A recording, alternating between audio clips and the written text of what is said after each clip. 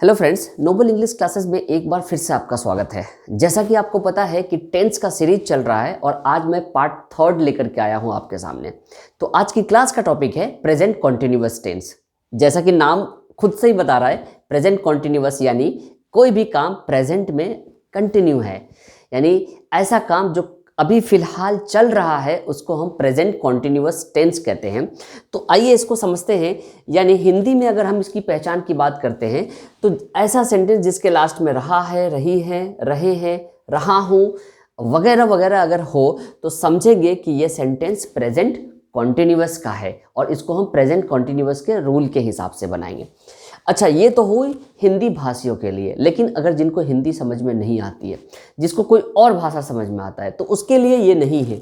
Anyway, in English we can say the work which is continue in present situation is called present continuous tense. For example, like this time I am teaching and you are studying, I am speaking and you are listening, I am recording a video and you are watching YouTube videos. I am doing some things and you are also doing something. The same way, whatever things are happening right now comes under present continuous tense. Okay? Acha, we also use present continuous for the future planning. For example, like I am going to buy a car next month. Are you coming to Delhi tomorrow? Our chief minister is going to visit our colony on Sunday, etc. etc. इसमें helping verb is am are का इस्तेमाल किया जाता है। अब जैसा कि आपको पता है कि इज किसके साथ इस्तेमाल होता है, एम किसके साथ इस्तेमाल होता है, आर किसके साथ इस्तेमाल होता है, इसके लिए मैंने एक वीडियो पहले ही बना रखा है, लेकिन फिर भी मैं आज बता देता हूं कि आई के साथ हमेशा एम का इस्तेमाल किया जाता है और ही शी इट यानी एनी थर्ड पर्सन सिंगुलर के साथ इज का इस्तेमाल किया जाता है और we you they any plural nouns या प्रोनाउन के साथ हम आर का इस्तेमाल करते हैं। यानी ये सब जो सब्जेक्ट है ये सबसे पहले आएगा सेंटेंस में, सब्जेक्ट के बाद इज एम आर तीनों में से कोई एक, और इसके बाद वर्ब की फर्स्ट फॉर्म प्लस आईएनजी। अब ये वर्ब की फर्स्ट फॉर्म प्लस आईएनजी के लिए क्या तरीका है, यानी सिंपली फर्स्ट फॉर्म में आपको आईएनजी लगा देंगे, अगर गो में आईएनजी लगाएंगे तो हो जाएगा गोइंग। लेकिन ये बहुत ज़्यादा ट्रिकी नहीं है, कुछ वर्ड्स ऐसे हैं जिसमें आपको थोड़ा सा ख्याल रखना पड़ेगा, जिस वर्ब के लास्ट में ई आएगा। जैसे यहाँ मेक है, राइट WRITE राइट, जैसे प्रिपेयर PREPARE, तो प्रीपेयर में भी लास्ट में ई आ रहा है। तो जिस वर्ब के लास्ट में ई आएगा, अगर हमें उसमें आईएनजी लगाना है तो लास्ट वाला ई यानी ये वाला ई हटा देंगे हम, तो सीधा इसमें मेकिंग यानी MAKING हो जाएगा, WRITING हो जाएगा, PREPARING हो जाएगा, यानी लास्ट वाला ई हट जाएगा। अच्छा, कुछ ऐसा वर्ब आएगा जिसके लास्ट में कॉन्सोनेंट होगा और उस कॉन्सोनेंट से पहले एक वॉवेल होगा, यानी AEIOU में से कोई एक होगा। जैसे कि ये रन में एन तो कॉन्सोनेंट है लेकिन उससे पहले यू है, यू एक क्या है, वॉवेल है, तो उसमें आईएनजी लगाने के लिए हम डबल कर देंगे, यानी आईएनजी लगाने के बाद हम ये बन गया रनिंग, RUNNING। फॉर एग्जाम्पल एक और लेते हैं एग्जाम्पल, जैसे कट, CUT कट, तो कट में अगर हम आईएनजी लगाएंगे तो CUTTING लग जाएगा। अब सेंटेंस देखते हैं, मैं स्कूल जा रहा हूं यानी I am going to school, वे क्रिकेट खेल रहे हैं, दे आर प्लेइंग क्रिकेट, तुम चाय बना रही हो यानी यू आर मेकिंग टी, कल वह गांव जा रहा है, ये वही सेंटेंस है जो मैं आपको बता रहा था, प्लानिंग फॉर द फ्यूचर, यानी कल वो, आज नहीं, ये फ्यूचर की बात हो रही है, कल वो गांव जा रहा है, तो यानी हम प्रेजेंट कॉन्टिन्यूअस टेंस में बना रहे हैं for future time. He is going to village tomorrow, हम लोग दौड़ रहे हैं, वी आर रनिंग। ये सेंटेंस सारे के सारे पॉजिटिव है, अफर्मेटिव है। इसको नेगेटिव बनाने का क्या तरीका है, इज एम आर के बाद नॉट लगा देंगे, बहुत सिंपल है।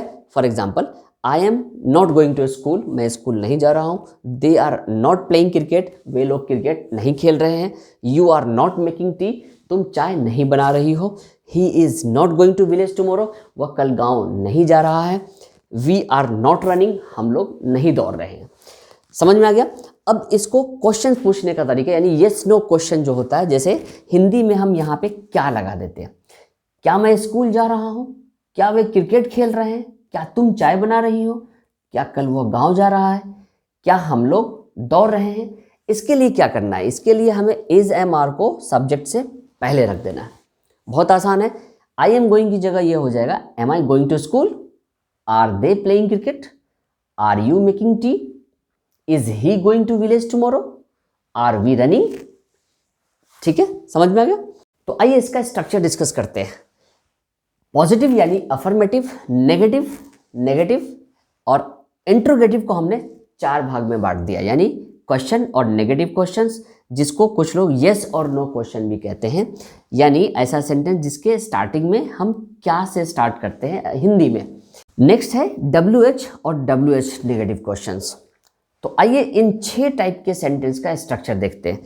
पॉजिटिव में subject plus is am are plus ING form of the verb plus object. ING form of the verb को शॉर्टकट में हम V4 भी कह सकते हैं, इसलिए हमने आगे सारे से सारे स्ट्रक्चर में V4 लिख रखा है।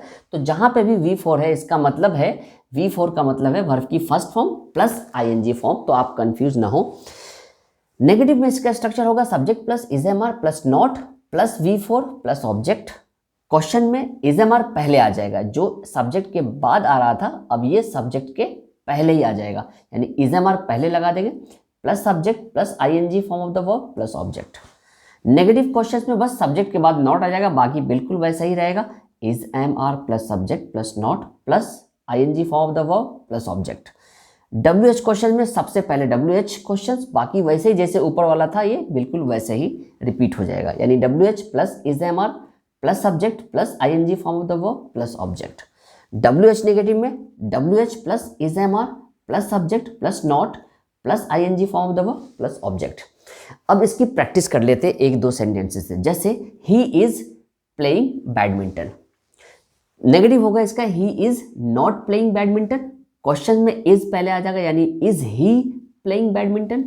नेगेटिव क्वेश्चन में is he not playing badminton, why is he playing badminton and why is he not playing badminton. एक और एग्जांपल देखते हैं।